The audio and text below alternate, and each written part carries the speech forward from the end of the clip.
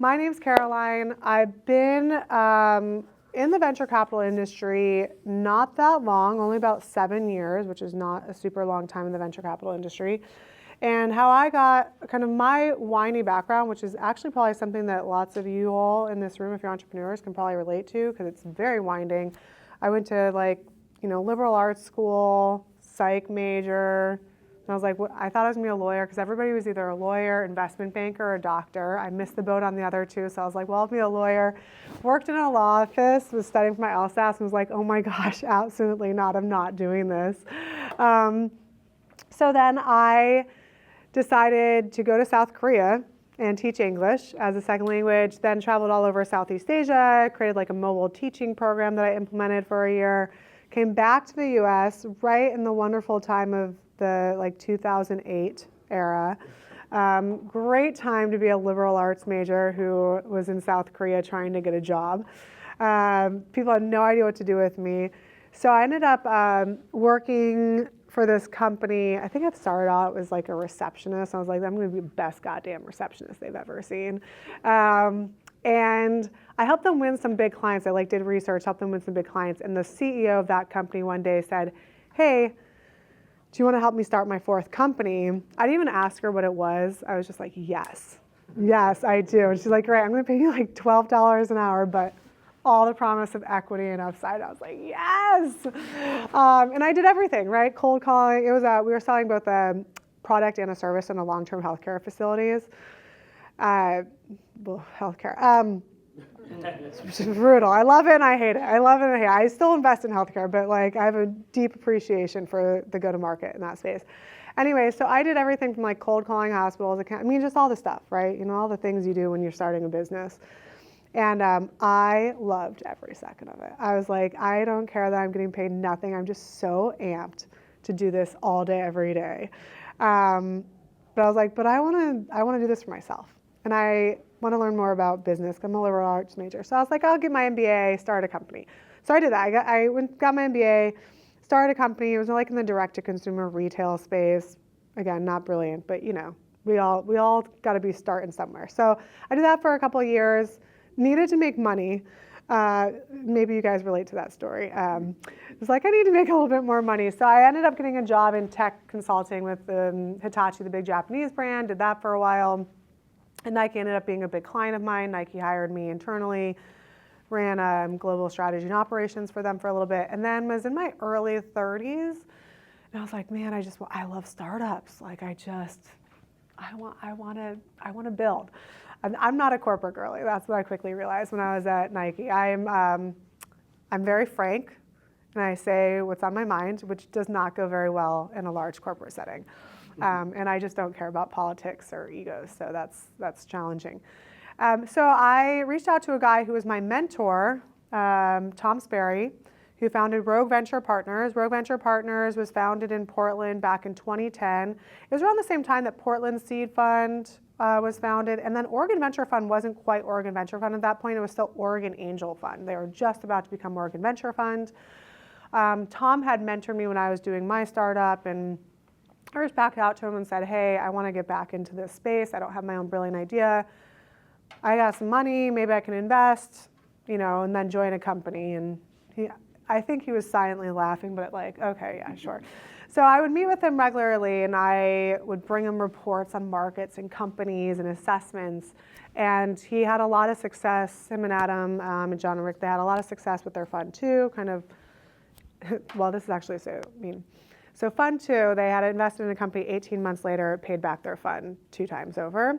So I thought that that's just what happened in venture. Little did I know, and I'll go into the venture, but that's not actually what happens. But good for them. So he's like, hey, we're actually doing a Fund 3. We need more help. I'm not going to pay you really anything, especially compared to corporate salary and jobs. But I'll teach you everything I know. I was in a privileged place in life to be like, yes, let's do it. I want to do that. So that's how I got into venture. And actually the nature of venture, and we can get into this on fund size, is actually very similar. If you're under $100 million fund, it's actually quite similar to a lot of startups because you just have set management fee, it's limited capital, you can just, that's your set that you're hiring, firing, doing all the same stuff that lots of startups have to deal with. It's just a little bit different and long time horizon. So anyway, so that's how I got into venture. And I'm still a partner with Rogue Venture Partners. Rogue Venture Partners is on, they're actually just kicking off a Fund 5. Rogue Venture Partners has always been a smaller fund, so 20, 25 million. I think the max Tom will ever go is 25 million. And I'll get into some of the reasoning behind that and how that would impact you as an entrepreneur if you're seeking venture capital. So 25 million. And then when I joined about a year in, prompted by a few different things, this was back in 2018, end of 2017, we started looking at the market when it came to where's there opportunity to make a lot of money. And he said, hey, you should look at this investing in women thing. And I actually resisted it at first. I was like, I don't want to be the woman investing in women. But then I looked at the market and macro trends, and I'm happy to share. We can go down that path if you guys have questions about like the numbers and metrics and macro trends. But at the end of the day, I was like, oh, there's actually a lot of money to be made investing in this space. Essentially, it's market arbitrage, leverage, industry bias to make a lot of money. And so he said, great, you're going to go. He's like, I'll help you on the investing side, but you got to go build the fund, raise the fund, execute it. You got to figure out yourself. So that's how Rogue Women started. I'm the managing partner of Rogue Women. We're now on our second fund. We have institutional investors, so really proud of that. So we have State of Oregon, Ally Bank, Bank of America, a firm out of Spain as well. And we invest in women-led tech companies across the U.S., B2B SaaS, enterprise, some B2B2C, and then all over the U.S., not outside the U.S. right now. Early seed stage. So we are the annoying people that say, oh, you're too early for us. Right? We're those people because you don't have revenue yet. But we're also not the people that say you have to have product market fit. So we're not pre-seed investors. We do like that revenue, but we're like for a second round. So that's a little bit of my background. I'm going to pause there. Any questions? I have a Yeah. Was it basically just a networking venture to get your funders? To get my LPs? Yeah. Yeah. Like, I want to know a little bit, because that's why I would never do, That's why you would never do a fund? Smart. You're a smart man. You're a smart man. So just as hard it is to raise funding for your startup, it is that much harder to raise funds for a venture fund, which I didn't know getting in. Similar to like when you start a startup, you're like, and then you get in, you're like, oh my God, why did I do this? But now I'm addicted and I can't stop. Yeah. So yeah, how did I get my LP? So let's back it up to like just generally how a venture fund works. And I know some of you all know this, some of you don't. So bear with me if you do know this, and if you want to contribute to the conversation, feel free. So venture funds. Really, arguably venture funding actually, I would say, started kind of more with the whaling industry back in the 1800s. Why the whaling industry? There's actually a good book, I think it's just called The History of VC. It's not a creative title. And because the whaling industry, when you think about it, so this is when they relied on oil for everything, and so they got it from whales. So you think about it, whaling industries, you have to have a massive amount of money to fund these fleets. So the big wealthiest families are the ones who did it, and they would also often have to come together to kind of form a syndicate and be like, we are going to fund these 5 boats to go out, hoping that one boat comes back with the big whale that then pays us back for everything. So that's the basic concept of like kind of how venture got started. And then those same families were the ones who made a lot of money and then kept saying, okay, now we're going to fund businesses. Now we're going to fund really deep technical things. Really in the 1960s was when I kind of took off and became not mainstream by any sense, but like more of like you have your set funds. That's like when a lot of the old school, well-known funds came about. Many of them were funded by the traditional families and money that came from those traditional families. Once those funds went into mostly like chip and kind of deep tech, then those founders then could start their own companies and kind of is a cyclical thing. You fund someone, they make a lot of money, they create their own venture fund, like on and on.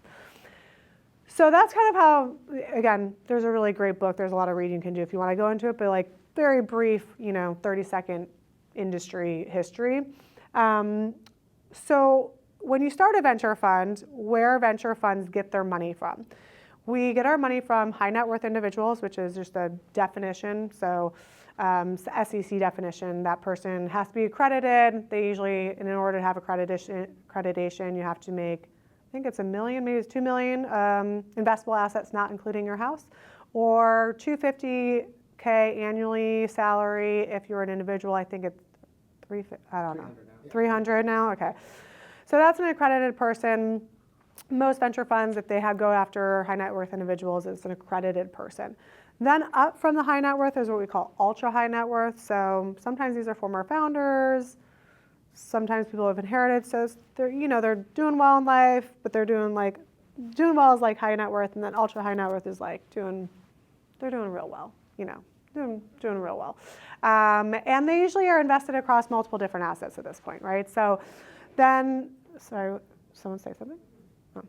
So anyway, so that's oftentimes when you get started with your venture funding, you're kind of going after your high net worth individuals, ultra high net worth. Then you get into what I call foundations in small endowments. This is where it starts to become a little bit more what we say institutional. And it's a wide variety of folks in this space. They can write anywhere from 250K checks up to like million, 2 million. And there's large endowments, which you have to be a bigger fund size. Generally, at this stage, you have to have at least a $50 million fund if you're going to start to go for bigger funds. Under 50 million, you can do small endowments, foundations, ultra high net worth, and then family offices, the elusive family office. Family offices can be single family office. Someone made their money in timber and they passed it down. Could be multi-family office, so conglomerate of family offices that come together. It could be wealth management groups that represent multiple family offices. Everybody always is similar to when people ask about angel investors, where is the magic number of family offices? There's not a list, or if there is a list, someone's asking you to pay them $80K for that list, and good luck actually getting any benefit from that list. So it's a lot of networking to find angel investors, family offices, and those are just all over the world. So under 50 million, that's kind of your group. Above 50 million, between 50 and 150, you can get really into larger endowments, some banks, some corporations, and that same subset. And then kind of above 150, then you can go to some of the larger pension funds and really large endowments who are writing. And usually typical rule of thumb is, and this is the standard, there's obviously always exceptions. An LP, so a limited partner, is what invest in a fund, and they don't want to be any more than 20% max of a fund, usually around 10% of a fund. So there's, the pension funds can only deploy minimum of $50 million check into a fund. So do the math, that's kind of the size fund that you have to have. And that's important to actually know if you're a founder of where do these funds get their money, because it kind of changes how that investor interacts with you a little bit. So for example, if the fund has a lot of high net worth and ultra high net worth individuals. Now in venture, how it works is the earlier you go, the longer you hold, right? So you go into an early seed stage company, every venture fund standard right now is 10 years. Obviously there's always exceptions. Standards, 10 years, 2 1-year extensions, which you have to ask your partners, can you please give me an extension to return your capital? The expectation when I get my investors' money is that I have to return at least to them, the very least, 300% of their money within a 10-year time period, up to 12 years. That's what makes the asset class worth it to them. And even then, kind of the expectation is really they want you to do, 3x is kind of minimum. They really want you to do a 6x plus, which is a pretty big return in number. And so it's non-liquid, right? So that's really tough for a lot of they can't be here's my money and then ask for it in 4 years and be can I get that back? So it's not liquid, and it's obviously high risk, right? They give us their money, that's our goal. They're getting a diversified portfolio, but at the end of the day, it's really high risk state, so we could just not return any of that capital to them. The reason I say it's important to know who the investor set is because if it's high net worth and ultra high net worth, even though they know it's a 10-year long time horizon, maybe up to 12 years, they get a little antsy around that 5 to 7 year mark. And they just start emailing you hey, just checking in, any exits, any what's going on? You're oh, still hold tight. And so there are some funds that feel a little bit more pressure to get that return on capital, especially in today's current market, to get that capital back sooner. Whereas like if you have more institutional funding, they really are doing as a full diversification of their portfolio. Yeah, they want their DPI, but a lot of what they're doing is like adjusting against their public market portfolio. They're okay with the very long time horizons. That's why they do it. They really they like know that most of their funds may not return, and they're really hoping for a few that just have the crazy outsized returns. So they, I feel like, have a little bit more patience, which then puts a little bit less pressure on the managing partners and GPs to have a little bit more patience with their companies. Everybody should have a lot of patience in venture because it just takes a long time.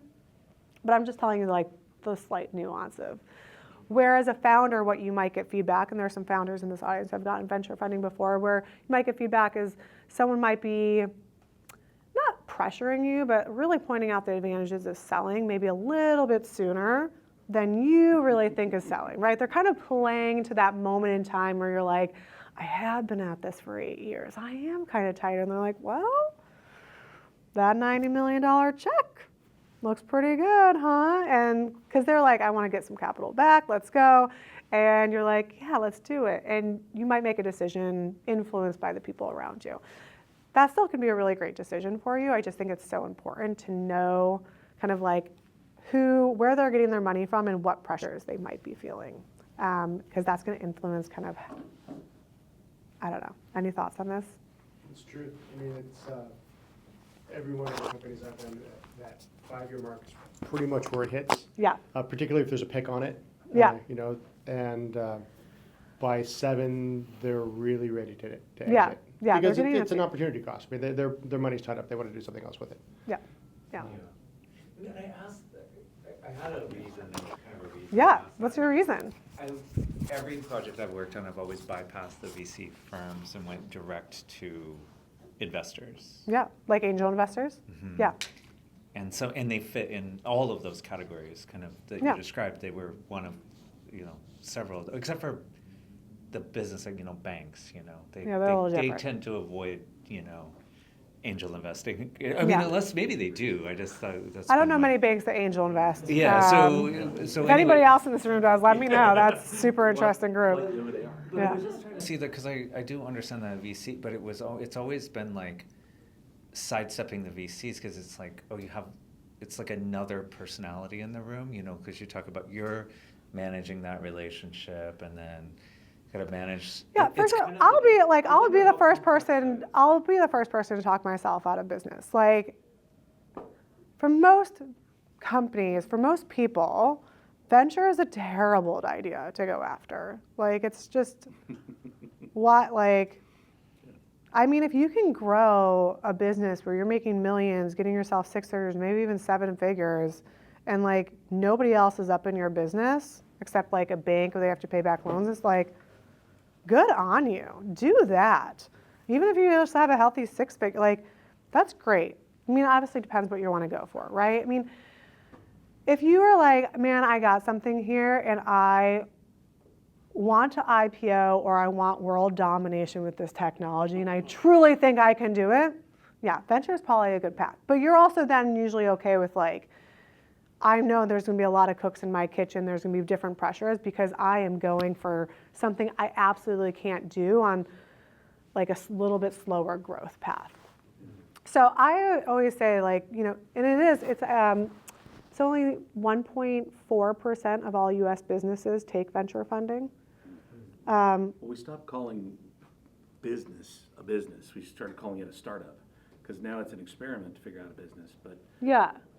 Forget we should probably be looking at cash flow first. It just depends. So venture is really not the right thing for the majority of all businesses. I think it just in the past 10 years got pretty flashy and exciting because there's always all the headlines of who's raised how much money but just a reminder, when you see headlines of how much someone has raised, that does not mean that they are a good business. Or does not indicate their value. Or even when you see that someone's like, this company is now valued at $2 billion on paper. Nobody has said that they will actually trade money for that until it goes public, right? Or until it gets acquired, right? So I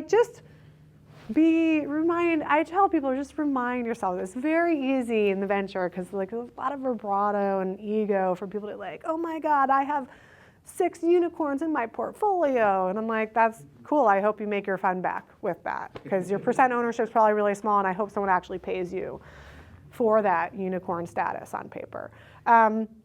So to your point, I mean, if you can get money from more patient capital or non-dilutive capital or loans, whatever is going to work best for you and your business and the style of how you want to run your business and what you want to achieve, go after what's going to make sense for you. And that's okay that it might change and evolve, right? Like when you first start out, it might be like, yeah, some family friend loans if you have that opportunity, or you're going to bootstrap it, credit card it up.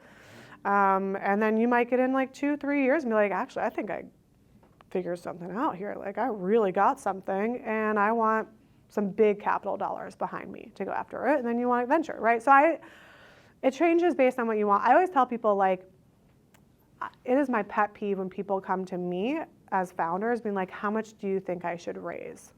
I'm like, I don't know, what's your business? Like, you know your business. What do you want to achieve? What are you trying to get to? And how much, we all know it's a guess, right? Like, you're just trying, but like, you have to have a point of view on like what you need, what you want to achieve, what like growth you're gonna be comfortable with. Just know as soon as you get to venture capital dollars, like we have to get a minimum 300% return. How that works in venture capital, it's a hits business. I model 50% of my companies fail. Some in the middle are gonna return me something. 1 or 2, after I've walked through all the companies that don't work out, 1 or 2 at year 12 will return my fund multiple times over, right? So there's a lot of pressure in the venture capital space that I need that company to grow 200%, 300% year over year at the seed stage, because otherwise I know it's not going to work. We hear it all the time too. You mentioned IPO, which is one liquidity, right? Yeah. Acquisition or other pieces. The other thing that I don't think a lot of founders understand are those liquidity events. Maybe you can talk a little bit about that. Yeah. So the only way, and part of the reason, and it's really weird because you'll talk to some venture capitalists, like I would never ask a founder, how they're going to exit. Good on them. Love them. Love that for them. And that's because they're like, I'm only investing in billion-dollar companies in an IPO. I'm like, that's so great for you. I'm on a $100 million fund, so I care about other liquidity options and what's going to align with the founder. Or the only other way I get money back as an investor is someone has to buy my shares at a value that we've all kind of, thought was possible. So either you IPO, which, good luck. I think that's only 2% of all businesses IPO. Like, love that. Go on that path. Great. Or acquisition. And acquisition can be by a corporate. It can be a partial buyout by a private equity firm later on. And I always tell people, I know we have some founders in the room, a lot of you guys founders, but some founders who have exited before, so I'd love your opinions. I always advise people, like when you're going off in your startup, like, and it's gonna evolve and change, but like, what do you want to accomplish with your business? Like, what are both the financial goals you want to accomplish? What are like your kind of world domination goals with it? Your nuanced goals, your intrinsic motivating goals that you want with your business, and then kind of know your number. Like, what would you be happy? And it's going to change. Like, one year it might be different than the next year. But have an idea of like, if I went home with this much money, like, I'd be really pumped. I think it's helpful because as you're on the journey, especially when you're on the like fast 300% year over year faster growth journey, there are going to be different opportunities presented to you at different times. And I think it's helpful to like have a kind of an anchoring in what you want, kind of what number makes sense for you. One, so you don't get greedy, but also, so you're kind of paying attention to that and not just in your own microcosm, not making enough relationships with the right people. Thoughts? I want your opinions on this. Or anybody else who's exited. Has anybody else exited a company? Hey, one of the things Okay, cool. I want to do, Sorry. because this is Am I just a little like- format. Your format's Okay. great. It's not bad. But I want to make sure you get the mic. We've been handing it out. Oh, So sorry. just raise your hand if you've got a question. We'll get you the mic. Yeah, it's supposed to be more presentation format. Sorry about that. I'll let him speak. Yeah. Oh, I guess. Yeah, You got the I mic. Yeah, I got the mic. Yeah, I just had a quick question. Wait, I just speak right. I think you just kind of like. Anything close? Okay, Yeah. perfect. Yeah, I had a question. So I came from a finance background. So Yeah. when you were talking about the type of investors, I didn't work in venture. I worked in mainly just stock and bond markets, but I worked Yeah. with institutional clients who, Yeah. like you described, were extremely patient. If the market fell 30%, they just wanted, hey, what are your thoughts? Yeah. Then I worked with private clients who the market was down 1% and they're ready to tear their hair out Yeah. and, and scream. So when you are approaching new partners into your funds, is there any sort of a weeding out process that you look at when you're looking at people who maybe approach you, especially less on the institutional side, but more on the accredited investor I side? do, so yes and no. For me personally, I care a lot about getting more diversity in the investor side.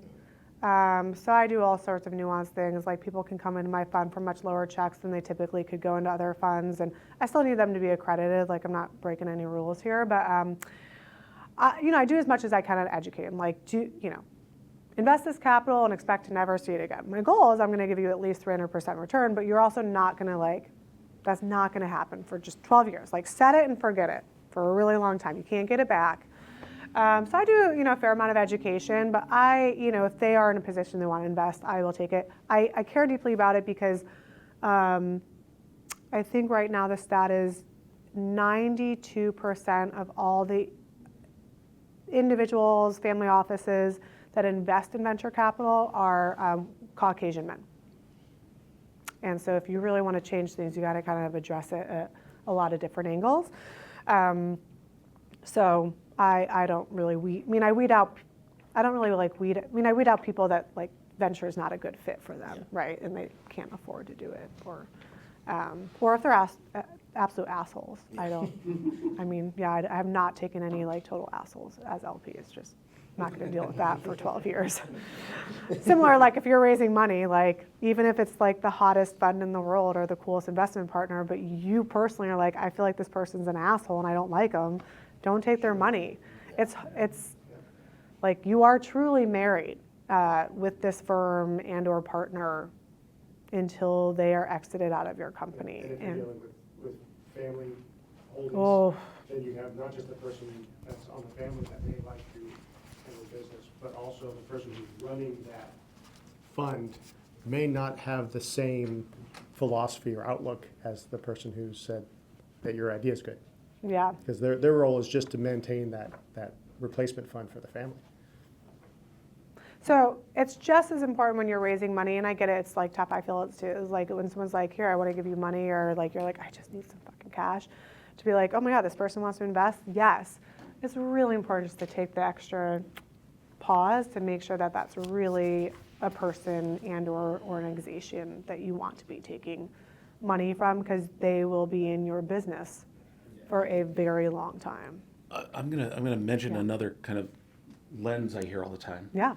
Is that I want the right kind of investor. Mm. And what I hear on the founder side is very often what they're saying is, I want somebody who's going to fill in gaps in my business and my experience and everything else, right? So whether that falls under your investment thesis or not, right? Whether they've got connections, if it's an AI fund or if it's a health tech fund or something like that, they're kind of looking for that co-founder support out of money.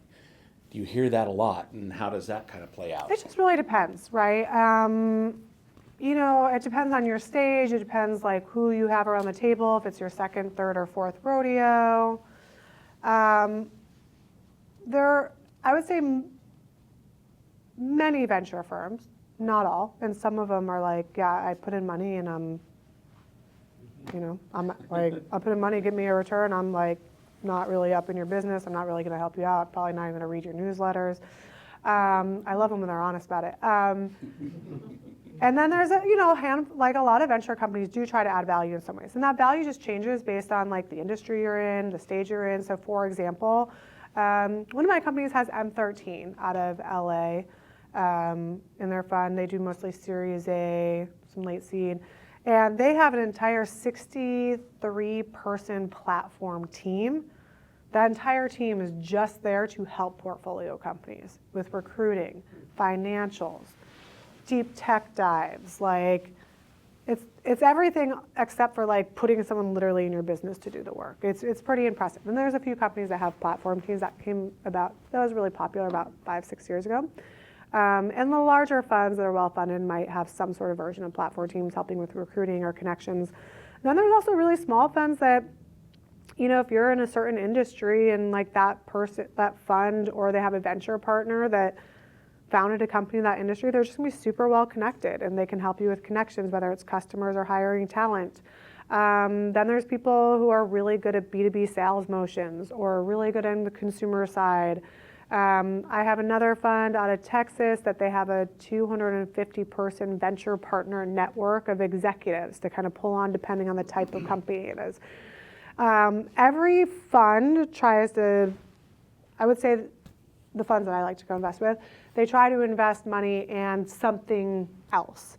But what if that's going to be and I always ask founders, like, what's helpful for you at this stage from your investors, right? Because what you need when you are first navigating your first round is going to be really different than what you need at a Series B, right? So it's good to like always ask. So a venture fund, if you're talking to a venture fund, the things that you should ask: are you actively deploying capital right now? Because there's a lot of funds that may not actively be deploying capital, or they're in the middle of a fundraise or not. So the key thing here is like, if they say, oh, we're actively deploying. Another way to ask that is like, where are you in your fund cycle? The key aspect about that, if they're in the beginning stages, they're deploying pretty quickly. The reason they're deploying quickly is because they want to put cool deals on the board to get more money from the LPs while they're actively fundraising. If they're in the middle, they're just like, they're at their own pace. They're at a good pace, they're being thoughtful. I mean, I like to say that this is different, but I'm just giving you like my opinion of the real venture funds. And then if they're near the end, they're being so freaking picky. Like, because they only have 1 or 2 more investments to make, maybe they've like seen some bad bets that they placed, they're just gonna be more sensitive. They're gonna take longer for diligence. They shouldn't. We all should have the investment pace we follow exactly perfectly, but I'm just telling you. Ask where they are in their deployment cycle. Ask their average check size, or if they have % ownership requirements. This will tell you like, do they lead? Do they co-lead? Do they not co-lead? That's all going to inform you, like, is this going to be a person that you can get the term sheet from and go with that really sets you around, or is this a person that you need to circle back with when you have a term sheet? If they have % ownership requirements, that informs you, like, okay, if you're raising $3 million and they have to deploy a check size of $3 million for 10%, you kind of know like what valuation ranges they have to work with. Like, there's a lot of information you can get by asking those few questions, and then you can get into, you know, what kind of support do you guys offer your founders in addition to the check? You know, how do you like to communicate with your founders? And I always tell people, like, then you should interview you should, you know, talk to a few of the founders in their portfolio and be like, hey, what's it been like working with these? Especially, I mean, I think a lot of value, I'm biased in this way, but I think a lot of value of really good VCs is how they show up in tough times. If you can talk to a company that looks like the website's no longer active of a company that they've invested in, that's probably a really great founder to touch base with, and just ask how that firm showed up for them when they had to wind down their company or when things weren't working out well. In addition to, obviously, it's really easy if you're an investor and your company is up and to the right, and like one of the companies that this company raised, like the founder is most likely like, yeah, they're a great venture partner. This is fun. Yeah, because everything's been going really great. You try to talk to the companies like, you know, they're in the middle. You know, maybe it's been 2.5 years between their raises, because that means they probably had to do some bridge rounds. They've had some funkiness in there a little bit. Those are the ones you want to talk to, because then you get to really understand how that investor shows up to support them or not support them. And I've seen some really poor investor behavior. So, did that answer kind of touch on what you were bringing up, just around value add? Yeah, no, I think that's great. I think the other thing, we talked about being too early, right? It kind of becomes a catchphrase, right? Yeah.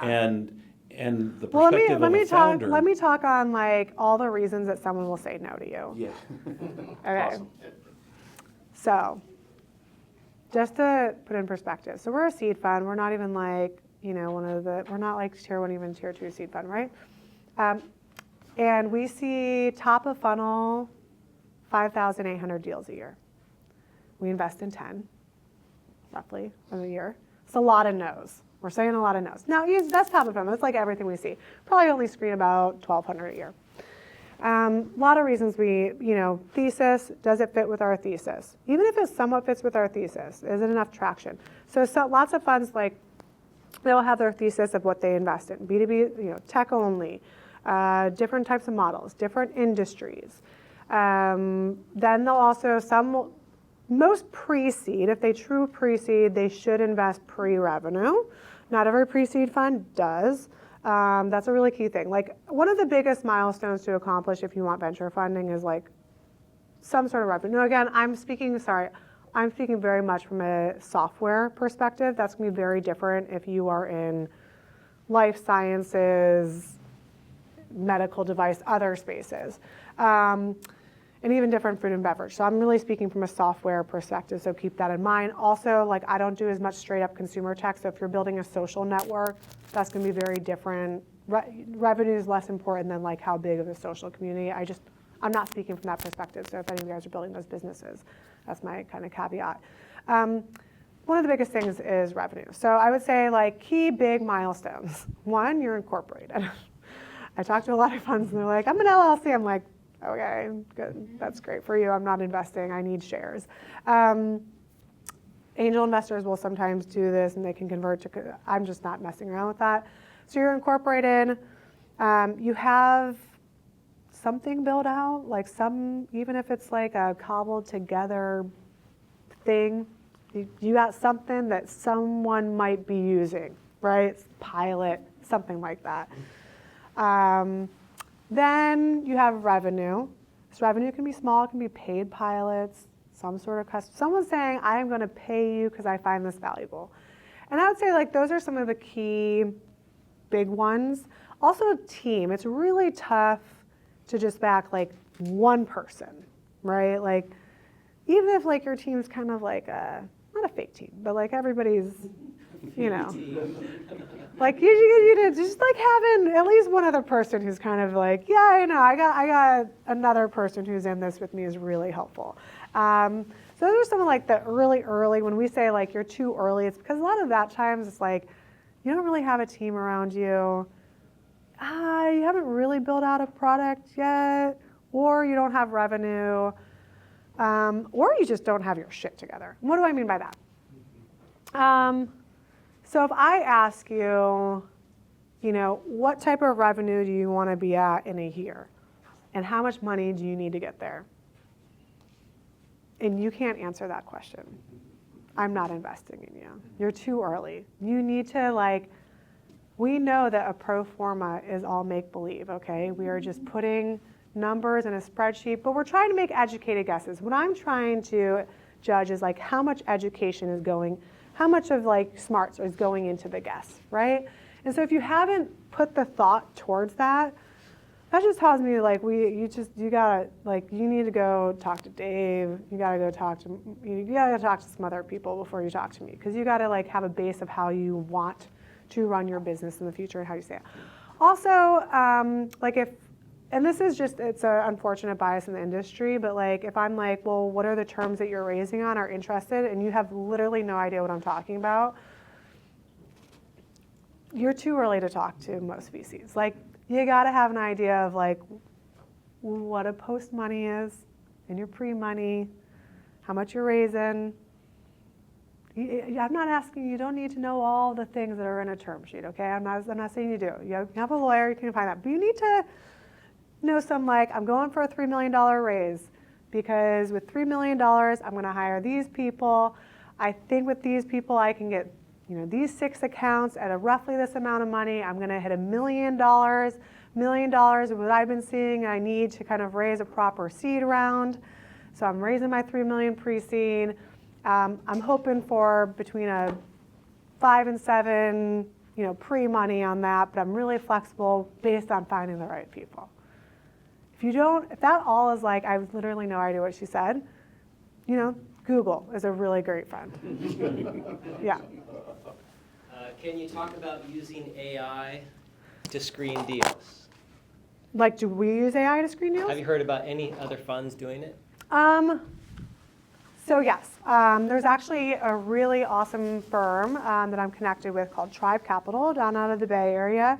They typically do Series A plus deals, and they actually created, it wasn't just, they were using AI way before it was a cool thing, mostly machine learning, but they call it Termina. You can, a company, and it can be any company, even they say no, the company can essentially input all their metrics, and that will give a probability rating of the success of the company. And so they use that to screen out companies. The problem with using AI to screen out companies at early, like pre any sort of product market fit, like it's like I know that when I invest in a company, I am investing in the vision, the founder, they have some sort of idea and plan, but most likely in the next 3 to 4 years, everything that they're doing is going to completely 180. So using like AI doesn't have quite the capability to really like screen for all the things that are probably going to happen, but there's no source or data place for that possibility. If anything, AI right now could probably be pretty good at screening and making a recommendation based on like founder profiles or general industry. I would be a little nervous about that because I think inherently there's a fair amount of bias. And I'm a big believer if like you are trying to find innovation and people, you just like fundamentally have to invest in something different than everybody else is investing in, which is really tough. Like you get in your own pattern matching in VC. We all do it. We all are guilty of it because of our own battle scars. PitchBook also, PitchBook is a common thing used in venture world. It's pretty expensive, but they also now incorporate an AI-based startup scoring. So it's looking at the industry, the founders, the competition, the number of investors, the type of investors, and then giving a score probability of exit probability for every single company that they have in the system. It's one way someone could screen out, but you know, those are some ways I've heard people using AI to screen out.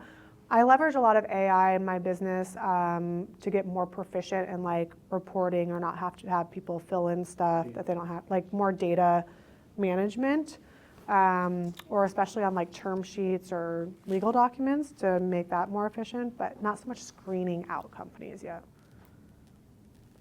But Getting close to 11:30. Oh. So I want to see if there's maybe one more question anybody or wants like to ask. what's like a burning question you guys have that I didn't answer? Because I didn't even like go into like all the nuance of how venture, there's so many things. I have another one.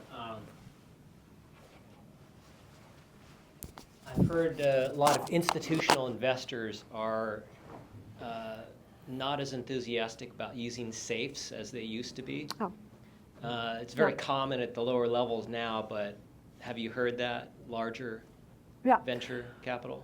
Not Yeah, liking? so I hate safes. I shouldn't say I hate them. They're my least preferred.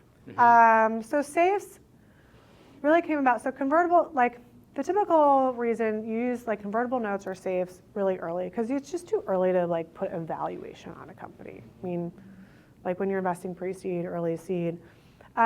Safes came about because convertible notes were pricey and expensive to do.